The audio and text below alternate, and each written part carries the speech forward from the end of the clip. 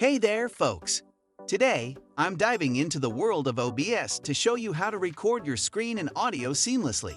Let's get started. First things first, open up OBS and head over to the Sources section.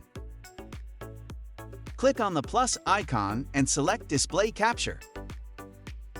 Hit OK, adjust your settings as needed, and click OK again. Next up,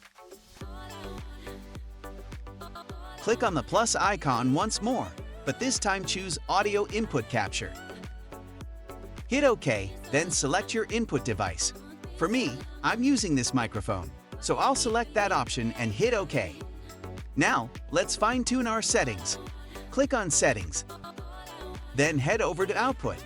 Here, you can adjust your video bitrate, audio bitrate, and encoder settings. Don't forget to set your recording path and format. Once you've got everything set up to your liking, click OK. Now, all that's left to do is hit Start Recording, and you're good to go. Your screen and audio will be recorded seamlessly. It's as easy as that. If you found this video helpful, be sure to give it a thumbs up, and don't forget to subscribe to our YouTube channel for more handy tips and tutorials. Thanks for tuning in.